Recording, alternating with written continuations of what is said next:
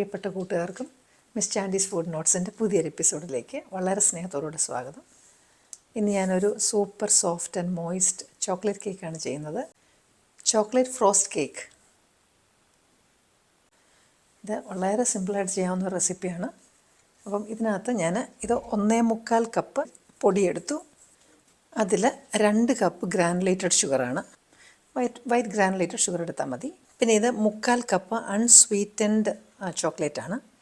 അപ്പോൾ നമ്മൾ ബേക്കിംഗ് പൗഡറും ബേക്കിംഗ് സോഡയും 1.5 ടീസ്പൂൺ വെച്ചിട്ടു. ഒരു 1/2 ടീസ്പൂൺ ഉപ്പും ഇട്ടു. ഇതിനകത്തോട്ട് തന്നെ ഒന്ന് നന്നായിട്ട് മിക്സ് ചെയ്ത്, നിങ്ങൾ ചാനൽ ഇതുവരെയും സബ്സ്ക്രൈബ് ചെയ്തില്ലെങ്കിൽ സബ്സ്ക്രൈബ് ബട്ടൺ പ്രസ് ചെയ്യാനും അതുപോലെ തന്നെ ആ ബെല്ലൈക്കൺ പ്രസ് ചെയ്തതിന് ശേഷം ഓൾ എന്നുള്ള ഓപ്ഷൻ സെലക്ട് ചെയ്ത് നോട്ടിഫിക്കേഷൻ നിങ്ങൾക്ക് കിട്ടുമെന്ന് ഉറപ്പ് വരുത്തുകയും ചെയ്യാനും മറന്നു പോകരുത്.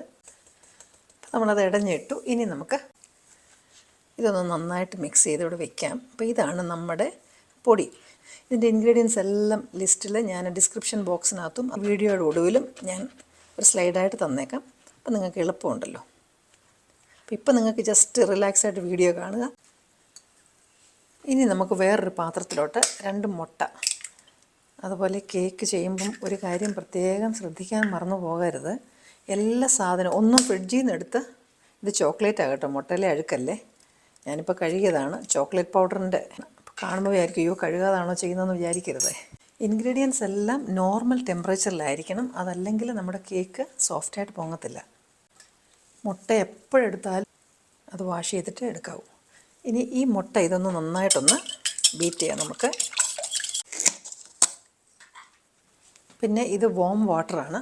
ഇതിനൊരു ഫ്ലേവറിന് വേണ്ടിയിട്ട് ഞാൻ അതിനകത്ത് ഇച്ചിരി കാപ്പിപ്പൊടി ഇട്ട് കോഫി ആയിട്ട് ഒഴിക്കാൻ പോയതിനകത്ത്. ഈ ചോക്ലേറ്റും കോഫിയും നന്നായിട്ട് ഒന്നിച്ച് പോകുന്ന, ഹാൻഡ് ഇൻ ഹാൻഡ് പോകുന്ന സാധനമാണ്. അതുപോലെ തന്നെ ഇതൊരു ചെറിയ വോം വാട്ടറാണ് കേട്ടോ.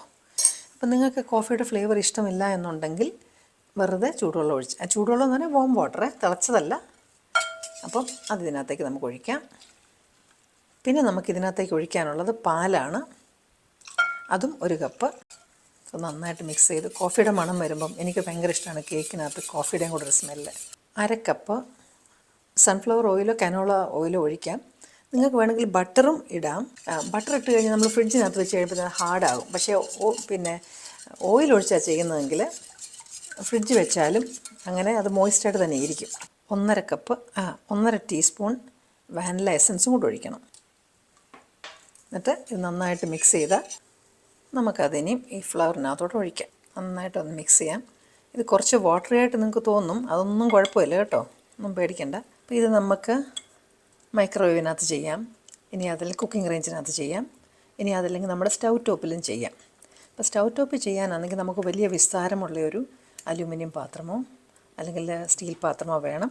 അതിനകത്ത് ഒരു ചെറിയ റിങ് ഇറക്കി വെച്ചതിന് ശേഷം, അല്ല നമ്മൾ ചട്ടിയൊക്കെ വെക്കുന്ന നല്ല അലുമിനിയത്തിൻ്റെയോ സ്റ്റീലിൻ്റെയോ സ്റ്റാൻഡായാലും മതി.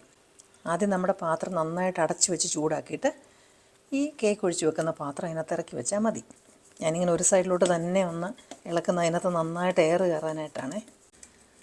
ഇനി നമുക്ക് ഈ ട്രേക്കകത്തോട്ട് അല്പം ബട്ടർ വരട്ടി, ഇനി വേണമെന്ന് വെച്ചാൽ ഇച്ചിരി പൊടിയിട്ട് തട്ടി എല്ലായിടത്തും ഒന്നാക്കിയാലും കുഴപ്പമില്ല. ഇത് പക്ഷേ നോൺ സ്റ്റിക്കാണ്, അതുകൊണ്ടത് പിടിക്കത്തില്ല. നമ്മുടെ ബാറ്റർ നമുക്ക് ഇതിനകത്തോട്ട് ഒഴിക്കാം. ഇച്ചിരി വെള്ളം കൂടുതലെ പോലെ തോന്നും, അത് കുഴപ്പമില്ല കേട്ടോ, നല്ല കറക്റ്റായിട്ട് വന്നോളൂ. ഇത് പിള്ളേർക്ക് വളരെ ഇഷ്ടപ്പെടും. കാര്യം ഇതിനകത്ത് നട്ടും ഇതൊന്നും ഇടാത്തതുകൊണ്ട് നല്ല ചോക്ലേറ്റ് അല്ലേ. ഓക്കെ, ഇതിപ്പോൾ ഇങ്ങനെ വെള്ളമായതുകൊണ്ട് പ്രശ്നമില്ല, എയർ ബബിൾസ് കാണാനുള്ള സാധ്യത കുറവാണ്. ഒരു 30-40 മിനിറ്റ്സ് വേണ്ടി വരും. നമ്മളൊന്ന് ഇടയ്ക്ക് നോക്കണം. അത് നമുക്ക് അതിനൊരു ചോക്ലേറ്റ് ഫഡ്ജ് ഫ്രോസ്റ്റിങ്ങും കൂടെ ചെയ്യാം. അപ്പോൾ ആദ്യമായിട്ട് നമുക്കിഷ്ടമുള്ള ചോക്ലേറ്റ് നമ്മളൊന്ന് മെൽറ്റ് ചെയ്തെടുക്കണം. ഞാനിപ്പോൾ ഹെർഷീസിൻ്റെ ഈ സെമി സ്വീറ്റ് ചോക്ലേറ്റ് ചിപ്സാണ് യൂസ് ചെയ്യുന്നത്.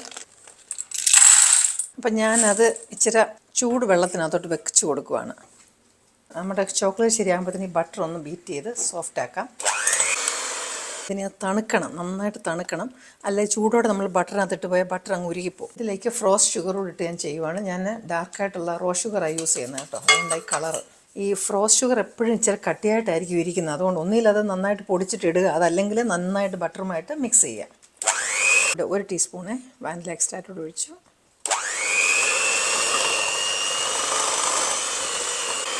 ചോക്ലേറ്റ് ഇപ്പോൾ തണുത്തിട്ടുണ്ട്. ചോക്ലേറ്റും കൂട്ടി നന്നായിട്ട് ഹൈ സ്പീഡിൽ ഒരു 3-4 മിനിറ്റ് ചെയ്ത് നല്ല ഫ്ലഫി ആക്കി എടുക്കണം.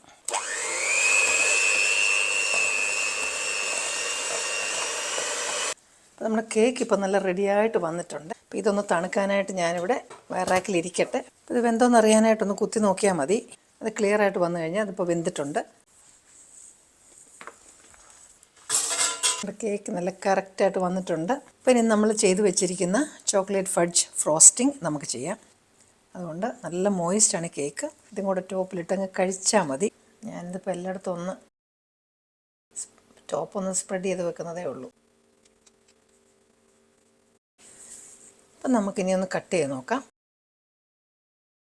കണ്ടോ, നല്ല സോഫ്റ്റ് ആയിട്ടുള്ള ചോക്ലേറ്റ് കേക്ക് റെഡിയാണ്. എല്ലാവരും ഒന്ന് ട്രൈ ചെയ്ത് നോക്കണം.